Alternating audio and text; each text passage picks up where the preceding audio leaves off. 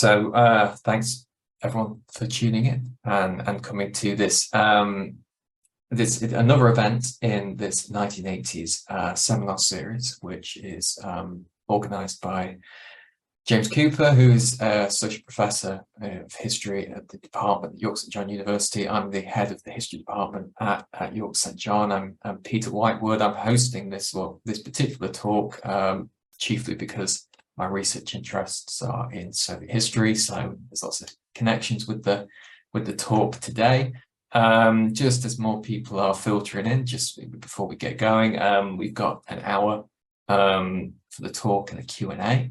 And if you do have questions throughout, there's no the audio kind of mic function has been disabled, but please type them in the Q&A box and we can work through those once the talk is finished. And just the last thing to note as well is that this talk is being recorded, so just so that everyone is aware of that. Okay, so after that kind of brief housekeeping, it's a pleasure to welcome Emily Joan Elliott, who is Associate Director for Research and Publications at HNet, and also teaches at Michigan State University in the Department of History. And Emily is got what looks like a really interesting, exciting talk to deliver to us today, entitled Soviet Dreams and the Lake Placid Archipelago, Labor, Mobility and Usability in the 1980s Olympics. So I'm just going to check the attendees one more time before we get going, but I think we've got one or two people still coming through. So we'll start any moment. Now, I can't remember exactly how many events in this seminar series have been held so far. I think it's quite a few. I chaired one of these maybe 2 months ago, and it's a really great event, and we had some really interesting Q&A discussion at the end. So hopefully we'll get some great questions for Emily after the talk. So I think without further ado, maybe I will pass over and we'll get going. So Emily, it's over to you, and I'm going to mute myself. Thank you very much. Great. Well, thank you, Peter, for hosting today. I wanted to thank Jim Cooper for getting this 1980s collective and seminar series up and running. And I also wanted to thank Lottie Walker Jesse for all the tech support she provided for this event. So without further ado, I'll jump in to my presentation, which currently is written to be a bit fun and perhaps provocative, but I will be turning this into a chapter for an edited collection that I'm co-editing. So I look forward to your comments and feedback and questions at the end. One Soviet citizen reflected on his previous living conditions, exclaiming, quote, "Yes, a prison, a real one, with 2 rows of barbed wire, with tight cells without windows. Sound insulation was practically absent. At night, we were pestered by a terrible cold. We had to sleep under 3 blankets. In addition, the sleep was hampered by the overpowering howl of the ventilation motors. It was like torture," unquote. The citizen in question was Vladislav Tretiak, featured here, the goalkeeper for the 1980 Soviet Olympic hockey team. And he was referring to his stint at the Federal Correctional Institution Raybrook in New York's Little Siberia. But how did Tretiak wind up in a US prison? FCI Raybrook, as it was known, first functioned as the Lake Placid Olympic Village for the 1980 Games. He, along with his teammates and 1,800 other athletes from around the world, stayed there before the prison accepted its first inmates later that year. Knowledge of the Olympic Village under construction in Moscow at the time might have added insult to injury for Tretiak. The 14 buildings of 16 stories each that made up the Moscow Olympic Village included some of the most modern and spacious apartments in the entire Soviet Union. Planners in both Lake Placid and Moscow operated in the aftermath of the Munich massacre and Montreal's Big O, a play on words for the massive amount of debt accrued while preparing the Olympic structures. Both organizing committees then took security concerns seriously, but also wanted to ensure that all structures built for the games had an afterlife following the events. But a question remains. How then did Lake Placid become home to a pseudo-Siberian prison archipelago that took urban youth from New York City area to the rural hinterlands to work in the timber and mining industries, and in Moscow to a distinctly Soviet version of the American dream, in which Soviet youth moved from the countryside to the city in search of an overall better quality of life? In this paper, I argue that the US choice for a prison and the Soviet one for a massive housing project attempted to solve specific domestic concerns related to labor and mobility. By 1974, when the International Olympic Committee, or IOC, appointed Lake Placid and Moscow as the hosts for the Games, both superpowers were grappling with rural-urban divides, issues related to labor allocation and mobility, and providing adequate standards of living. Both the Soviet command economy and the US capitalist one struggled to fill positions in specific sectors of the economy due to stereotypes and stigmatization of certain low-skill, low-paid, and labor-intensive jobs. The economic and social processes that would inform the decision for Moscow to build an apartment complex and Lake Placid a prison both date back decades. During the Second World War, this area known as the North Country, seen in purple up here, faced a massive outflow of young men who went to go fight in the war. At that time, the then governor of New York State, Thomas Dewey, wrote to General George C. Marshall and asked that he send at least 1,000 Italian POWs to work in the agricultural and canning industries. And the POWs did just that and also revived the timber industry, which had slags during the war. By the mid-1960s, the North Country, which is also kind of overlaps with the Adirondack region, which you could see in the other map, was grappling with another wartime development, the discovery of streptomycin, the antibiotic that combats tuberculosis. In the late 19th and early 20th centuries, physicians believed that the crisp, cool mountain air would help restore a patient's pulmonary health, and therefore many sanatoria opened in that Adirondack North Country region. But as the place of treatment became irrelevant to health prognosis, those sanatoria began to close, and the North Country inherited a slew of now abandoned compounds. So in this time of the 60s and 70s, politicians in the North Country embraced the area's legacy of using prison laborers and adapted these now defunct sanatoria, which were made to house people in the thousands, to fit new needs brought on by both the emerging environmental movement and the Rockefeller drug laws, which refer to drug laws passed by then Governor Nelson Rockefeller in New York in 1973. These were some of the strictest drug laws in the nation at the time, and after that, other states and the federal government would follow suit.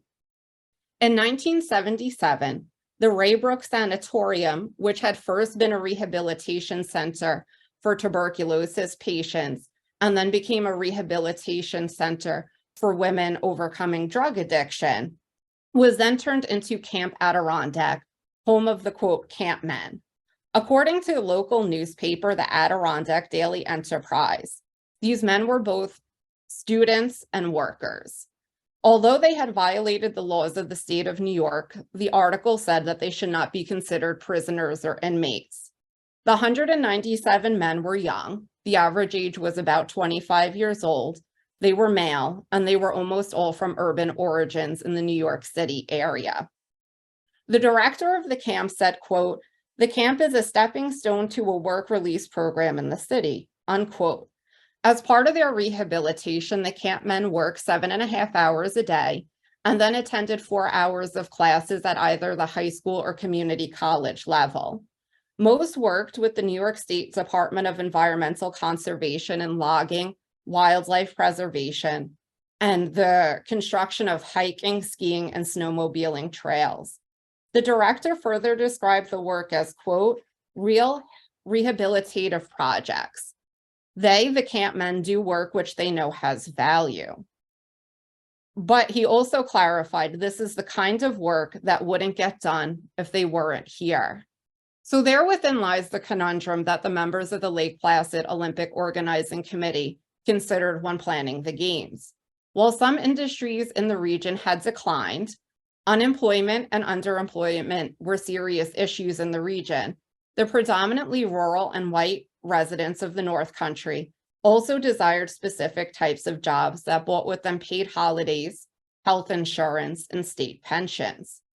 Prisons and those sent to them provided a solution.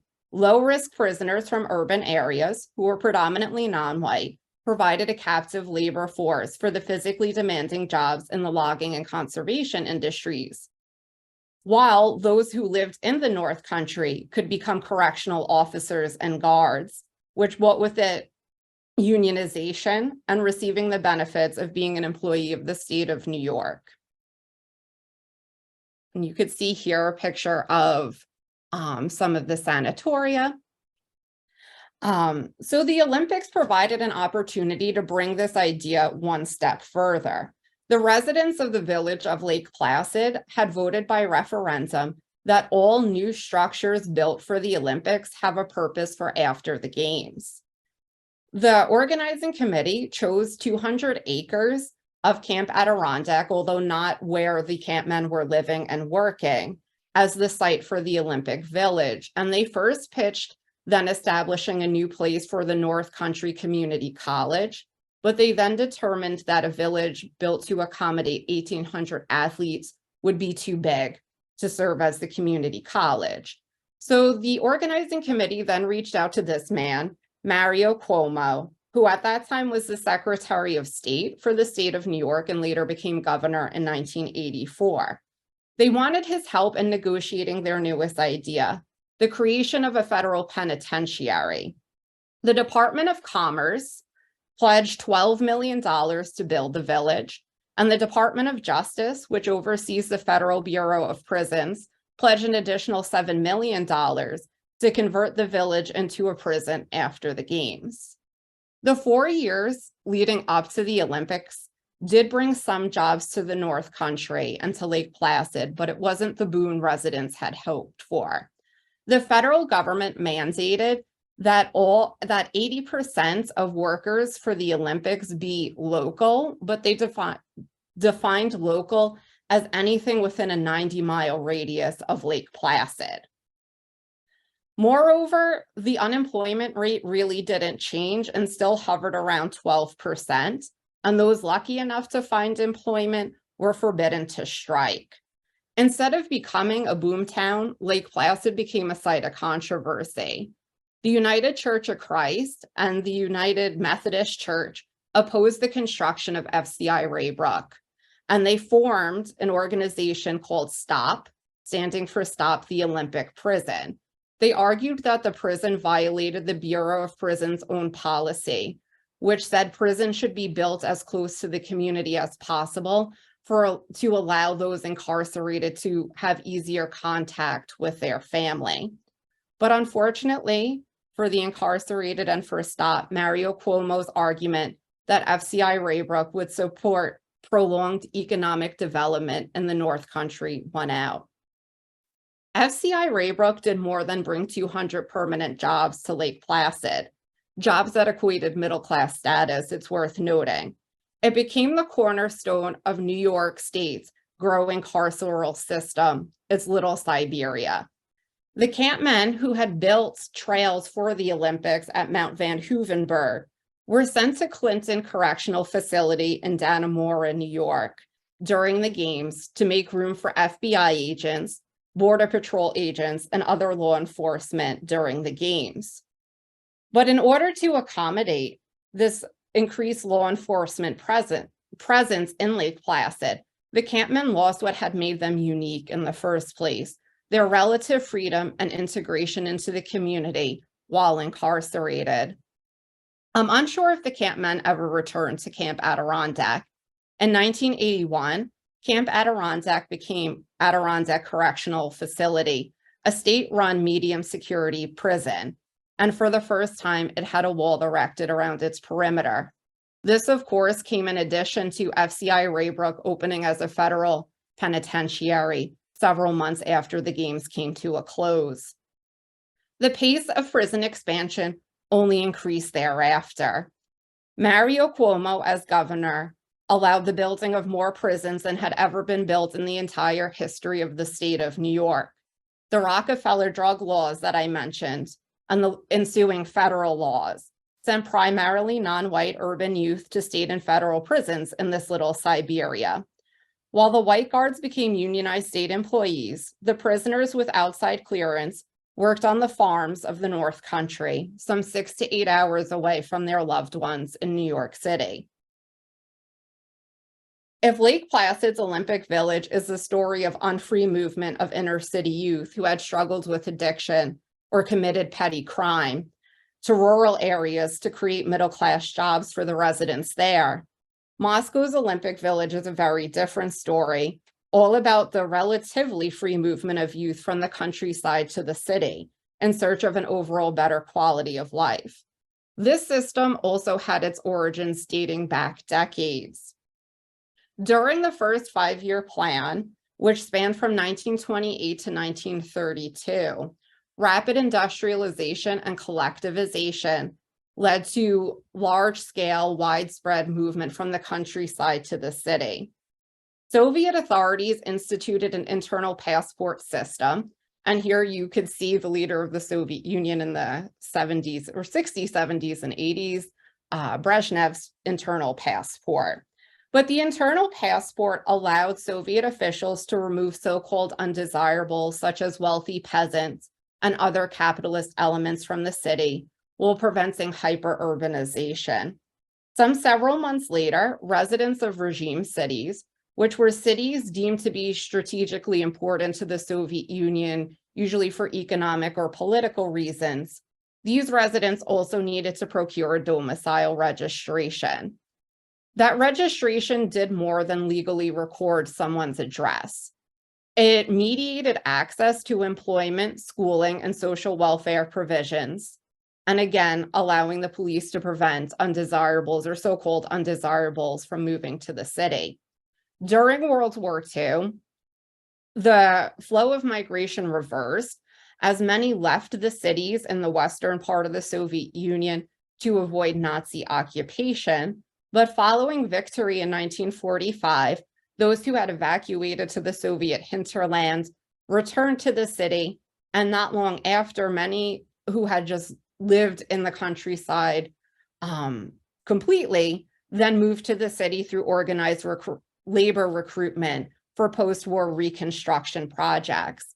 And then in 1956, the leader of the Soviet Union, then Nikita Khrushchev, reversed a Stalin-era law which forbade workers from changing their place of employment. So this also allowed for easier movement. It's worth noting too that this registration did make it hard to move, but some exceptions were made, which we'll get into. So in the Soviet command economy, resources, which included laborers, were limited and subject to a pretty complex system of distribution. Hierarchies privileged certain cities, those regime cities I mentioned. They also privileged certain sectors of the economy and even certain factories and enterprises. This also informed where migrants would decide to move. Although regime cities were technically closed to immigration, they became hyper-developed because of their political and economic importance. And often ministries would choose to open new factories or enterprises there.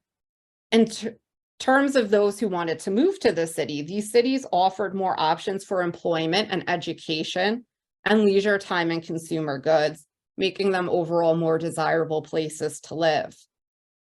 Regime cities, such as Moscow, became chronically short on laborers, and enterprise directors in Moscow recruited rural youth from the countryside and the area surrounding Moscow. So here on the map, You could see the Moscow region is in purple in the center and has a star over the city of Moscow. And these other surrounding areas, and I apologize that this is in Russian and Cyrillic, but more or less just suffice it to know that these are the regions where the migrants are coming from. They were recruited primarily to take on physically demanding and dangerous jobs that the native-born population in Moscow shunned. Economic factors influence the number of migrants whom enterprise directors could hire from beyond the borders. So what would happen is you would have the state planning committee would say, this is our production goals, and these are the number of workers we think that we need to complete it. Then different ministries would break that down to factory and enterprise levels. Then the factory or enterprise would say, like, this is our current workforce. This is how many workers we think we could hire within the city, looking at recent graduates, housewives, pensioners who could work part-time. And then they would take the number that was left over and receive permission to hire that specific number of workers from outside the city. Migrants knew that there were shortages, so they often came to Moscow on their own and not through organized labor recruitment, because they knew that they could be hired at the gate. So recruitment for the Olympics more or less mimicked this entire pattern. The authorities in Moscow sought to hire students to do some of the work, and in total 30,000 students in Moscow participated in construction, building, souvenir preparation leading up to the games.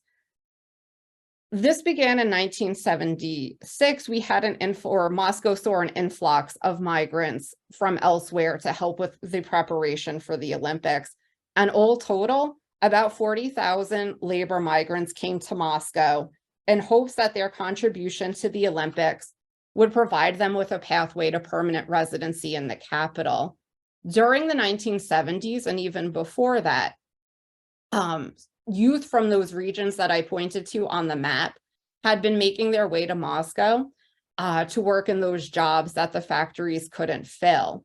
In exchange for their labor, they received a temporary domicile registration that usually ranged for 4 to 6 years. And you could think of this as a probationary period. If you do your job, you don't cause problems, you don't face chronic absenteeism, you haven't broken the law, often that could be turned into permanent residency. So many migrants hope that their physical mobility would in turn turn itself into social mobility and the achievement of what one scholar, Jeff Sadeo, has called the Soviet dream, which he defines as accomplishment, comfort, status, and inclusion. The preparation for the games in Moscow is also a story of mixed success. Of those 40,000 migrants that I referenced, only 16,000 ever worked on Olympics-related projects. The remainder, nearly 60%, were often reassigned to other projects by the construction enterprises that they were working for. The migrants, particularly ones under the age of 30, were supposed to have the ability to go to school, and that could be a higher educational institution, a technical school. They were also supposed to have a mentor while living in the dormitory, because by and large, these temporary labor migrants all lived in dormitories, more or less. There were also supposed to be cultural development programs and job training. There was also language training. With the large number of foreigners coming to Moscow, there would be language training for your specific profession. And for example, the Moscow Transportation Department had 50 hours of classes that included language, politics, the history of the Olympics, the geography of Moscow, current events, economics, and safe driving practices. So some of these are pretty obvious and useful skills in that you want to be able to drive around Moscow safely and be able to converse with your passengers. Things like politics and economics, however, were part of any typical Soviet education. The Moscow Executive Committee also provided 520,000 square meters of dormitory space, but the amenities certainly left migrants wanting. Few dormitories had telephones. or cafes. But this might have been the least of their worries. Many of the stoves in the kitchens didn't work, and electrical malfunctions led to frequent blackouts. Those mentors that were promised didn't materialize in many cases. And some enterprises also failed to properly register the migrants. And keep in mind, you need that registration to start the clock on your probationary period. And in one case in 1976, one enterprise placed 780 migrants in a dormitory, but only 43 had the proper temporary domicile registration. So despite the mixed success of meeting those promises to the temporary labor migrants, there was a chance at some upward social mobility following the games. Nearly 14,000 people, which included a mix of migrants and Muscovites, moved into the Olympic Village, and you could see it featured here. It's what it looks like today, and it looks like a typical Soviet neighborhood or post-Soviet neighborhood, but built during the Soviet period. They moved into the over 3,400 new apartments in the Olympic Village. But leading shock workers, veterans of labor, and veterans of World War II received preference. There were also apartments allocated to specific factories and enterprises that had low housing stock for their workers, because keep in mind, in the Soviet Union, you'd be put on a queue for housing and have to wait, and it was either through your place of employment or through your neighborhood. But the builders of the Olympic complexes also received housing. One man, who was the leader of the 6th Housing Construction Combine that built part of the village, received an apartment and became a small-scale celebrity there after being named a socialist hero of labor for overseeing the construction of the village. Yet another worker who worked for the Moscow television factory, mostly, but on the side also worked in construction to build the Olympic Village, received an apartment in exchange for his labor. So you could see a bit of the give and take too. I'll work on this project because it'll move me more close to getting housing. The builders of the Olympic structures were celebrated as the builders of socialism. There was in the Soviet Union a Day of the Construction Worker, and in 1980, the builders of the Olympic structures were singled out for their contributions. In particular, too, the leaders of the construction combines and another worker who developed the brigade method that was used to build the Olympic Village received special accolades at a special plenum of construction workers held at the Kremlin Palace. So that's more or less what happened as the Olympic villages were being built, but what are the legacies here?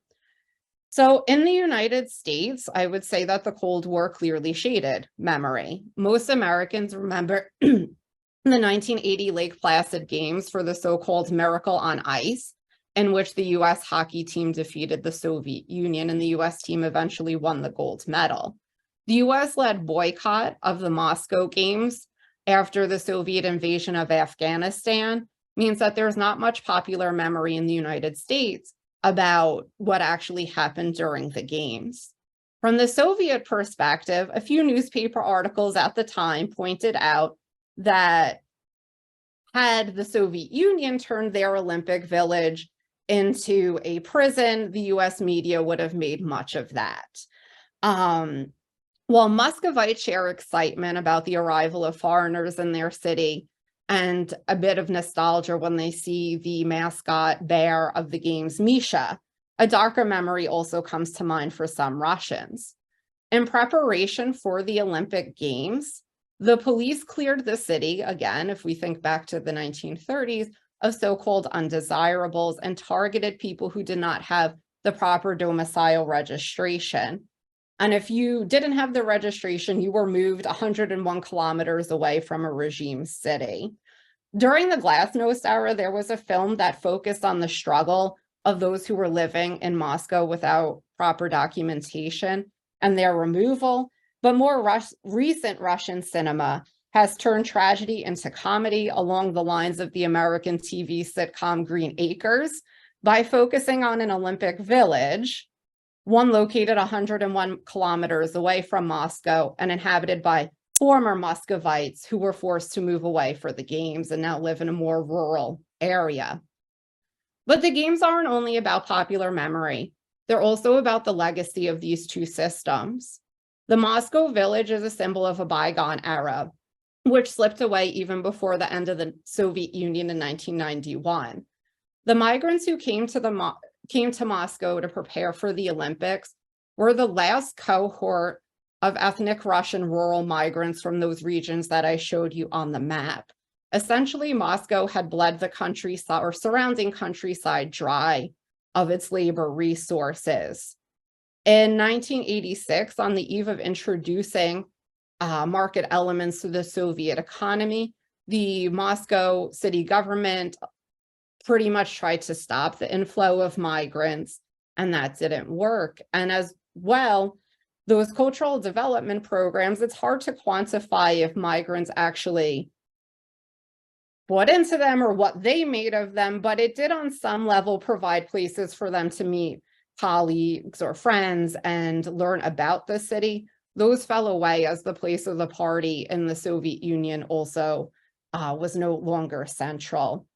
And today, in the ensuing decades since 1991, ethnic Russians by and large have shunned low-skilled, low-paying jobs in Moscow. And today, labor migrants from the Caucasus and Central Asia have taken on those positions. These new migrants, however, lack any shared citizenship with Russians, and they often face racial discrimination, which is well documented. But if the Moscow Olympic Village signals the beginning of the end, the Lake Placid Olympic Village shows the birth of a new system in New York and later the entire United States. Unlike rural youth in the Soviet Union who moved to the jobs and the benefits associated with them, the residents of the North Country in New York began to rely on jobs being brought to them. Prisons promised recession-proof employment, assuming that New York City would always produce enough prisoners. Under then New York City Mayor Rudolph Giuliani, broken windows and stop and frisk created criminals even when violent crime rates in New York City began to fall. Even when New York State offered nonviolent youthful offenders the options of serving sentences in something that's kind of a cross between a boot camp and substance abuse treatment programs, the state continued to open these facilities very far away from the New York City metropolitan area. New York City residents with incarcerated loved ones have then begun to see the North Country as a little Siberia, someplace that's inaccessible and remote, particularly when less than 50% of New York City residents own cars. In recent years, both downstaters and upstaters in New York have questioned the carceral system. New York's past governor, Andrew Cuomo, the son of Mario Cuomo, who I mentioned, began to close several of the prisons that were built when his father was governor. North Country Public Radio sponsored a series called Prison Time that examined the origins and legacies of this little Siberia on the 40th anniversary of the passing of the Rockefeller drug laws. In the Bronx, coincidentally where I grew up, a nonprofit called Milk Not Jails is selling ice cream made with New York State milk, and the organization also advocates for downstate businesses to sell agricultural products produced in New York. But the Moscow and Lake Placid Olympics highlight an important issue that none of these solutions address. Some work is simply considered undesirable, low class, or beneath certain people. It seems unlikely to me that prison guards who enjoyed state and union benefits would return to agricultural jobs that had previously been shunned and are now thought of as prison labor. Thank you all for listening to me today, and I'm happy for your questions and comments. Okay, thank you very much, Emily. That was a fascinating talk.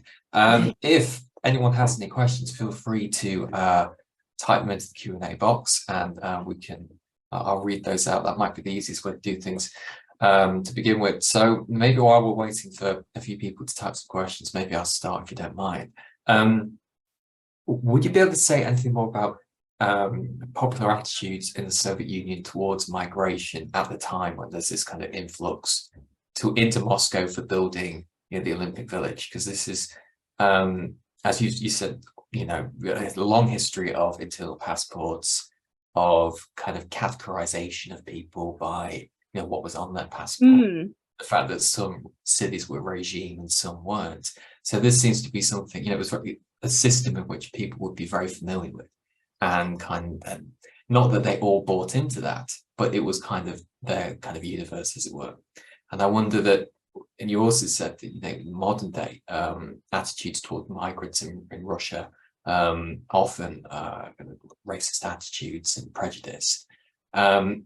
Was there anything different really about the circumstances of the Olympics and the creation of the village? Was there a more positive attitude towards migrants because this was deemed to be something which was important for the country, potentially important in terms of kind of propaganda or what have you?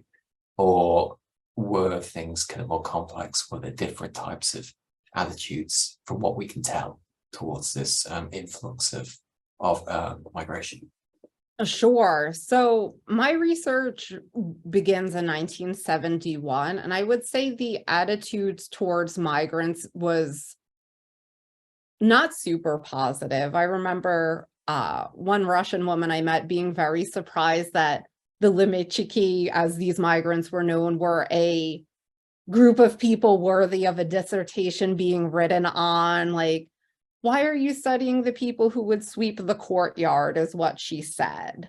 So there was definitely, even though they were ethnic Russian and not living terribly far away, there was a bit of, you're doing the dirty labor, you're taxing the infrastructure of our city.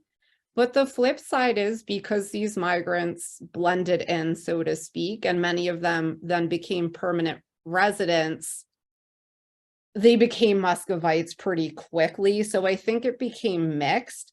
And there was that pathway to belonging that I personally think got closed off really in the late Soviet and post-Soviet period, where anyone who looked non-Russian was identified as other, and then you could tack on the labor they were doing. Related to the Olympics, I know there's some unpleasant stereotypes about the migrants who came, that it was to get ahead, that the women migrants had liaisons with some of the male visitors and then had children with these athletes or other visitors from elsewhere in the world as well, which then meant more children in the dormitory. How common that view is, I'm not very certain. And given that many of the migrants came for the Olympics and then were diverted to other projects, I suspect, in popular opinion, they might not have been treated terribly differently, but it was used as a propaganda moment for the Soviet Union. And maybe some of the migrants had the last laugh when they got the apartments in the Olympic Village. Yeah, I suppose the last point in particular. Yeah, thank you. I guess it's got a complex picture, isn't it, overall? But we've got a question coming through from Alex. So I don't know if can you see those Q&A? Yes. I'll read it anyway. In the United States, the period you're describing was preoccupied with the so-called urban crisis and produces a certain iconograph, Escape from New York, that is at odds with the history you're telling here. Only more recently, I think, has American carceral culture become associated with the popular culture with more rural locations. Are there equivalent, if inverse, dynamics in the Soviet context, for instance, where in popular culture of the period, opportunities characterized as primarily urban and carcerality as rural?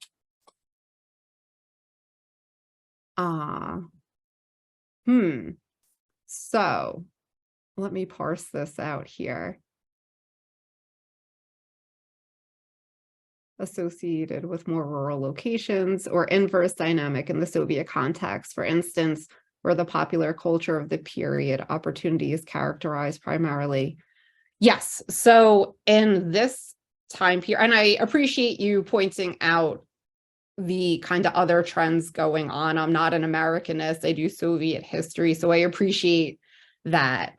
By and large, movement to the city, it wasn't always exclusively Moscow, but that's where getting ahead was in life in this period of the Soviet Union.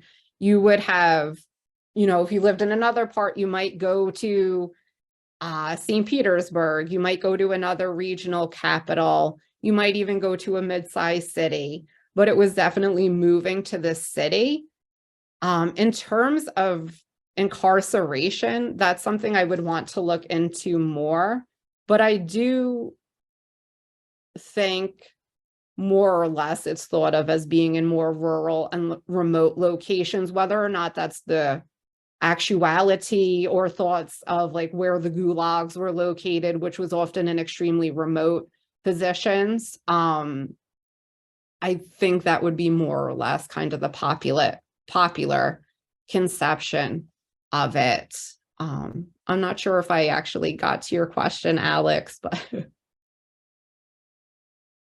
thank you. Yeah, feel free to, if there's any further questions, feel free to type them through. I've got maybe one more in my mind.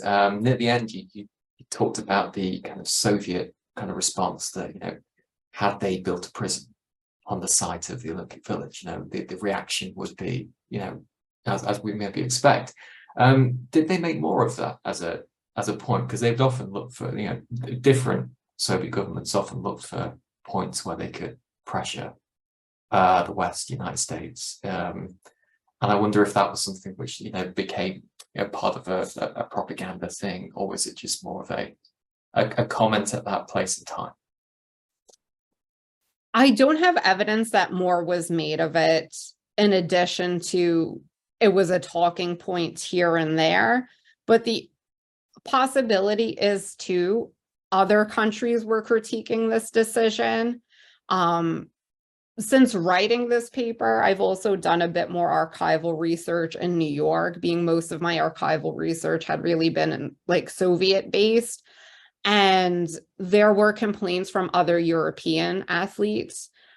Keep in mind, this is about 35 years after World War II. So it wasn't necessarily athletes that might have survived POW camps or the Holocaust, but they did not like the optics of putting people in a prison because it harkened back to that very painful memory. So I think there was also enough criticism from elsewhere that it was maybe the Soviet Union didn't need to go out of its way to make it a propaganda point. And I would be curious to look into more, were their energies invested in responding to the boycott, which really came out around the same time too. Okay, thank you. Are there any further questions? Let's give some time for people to type any if. So let me have a look. Yes, I think we've got one that's come through from Jim. I'll just read this out while you're having a look at it too. Was there any international criticism about the American approach to building for the Olympics? Thinking about recent Olympics, is there usually a politicization about how the host country is doing things? So the political critiques, I don't think are at the level they were today, where I think we have an understanding of the millions, if not billions, that go into these things and how they hurt local communities. I do think at this time, the Olympics, at least in Lake Placid, was seen as something that would be a net positive for Lake Placid. But there was, I would say, heated debate about the prison. There was the formation of STOP, and there were enough of other kind of affiliated groups that were behind that backed STOP, or at least its position. But then you also had, I mentioned, the United Church of Christ and the United Methodist Church were kind of one faction, but the other faction was the Catholic Church in the area was fighting for the prison. So in terms of international criticism, to Jim's point, I have only come across more of the local, and then the local referring to these other European critiques in particular that I want to dig into more. Okay, are there any further questions? Anything more that people want to ask? Please just type them through. We'll give a minute or so to see if there's any more coming through while we wait.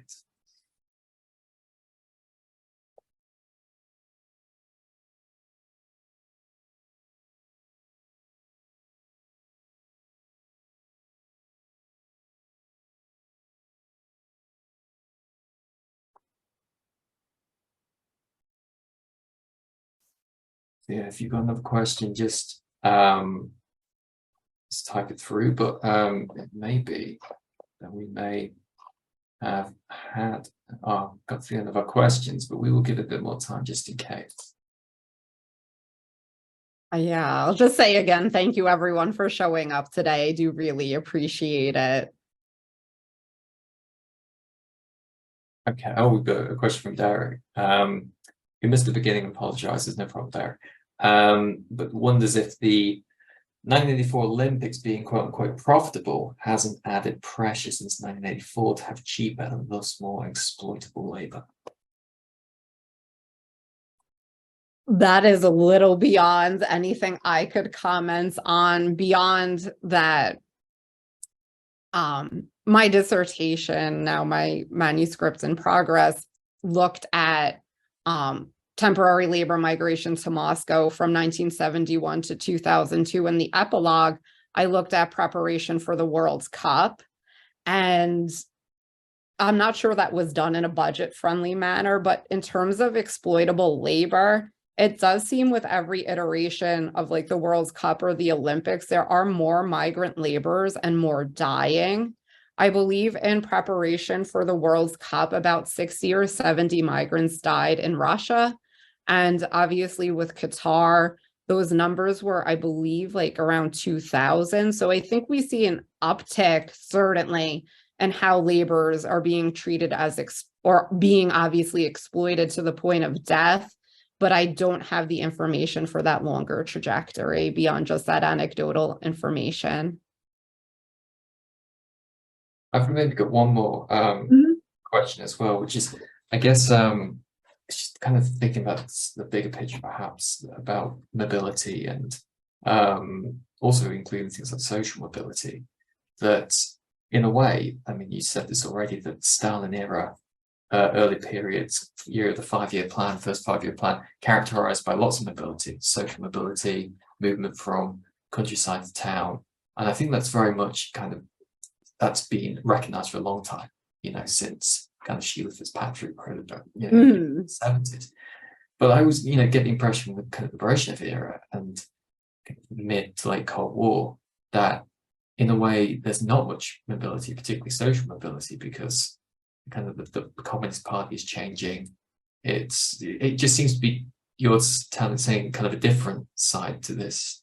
And I wonder how the Moscow Olympics and this story of mobility, should this change our understanding of mobility across the board in like the Brezhnev era, for instance, which is sometimes characterized by having no political mobility, no chance for people to advance or change their kind of station in life, whereas this seems to be something quite different.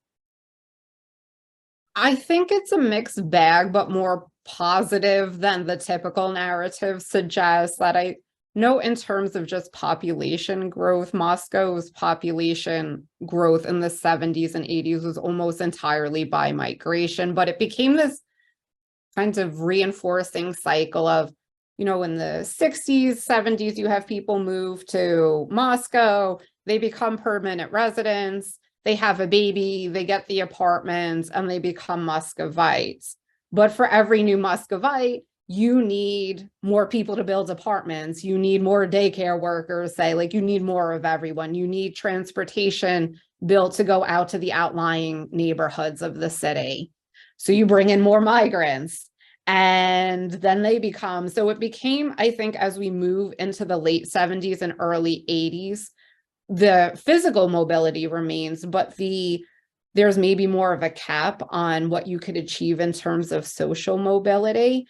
And something I find interesting is I would read letters to the Priomnaya or the reception desk, which to like non-Soviet historians, I really think of as just like something I wish that I had in the United States sometimes, of like when their bureaucracy is fighting against you, there was a place you could go through and have them cut through the red tape for you.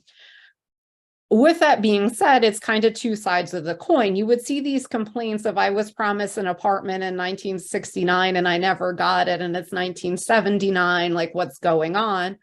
On the other hand, there were often solutions that were made, which I found really interesting, of like, oh, well, then we'll jump you on this queue and we'll get you in here.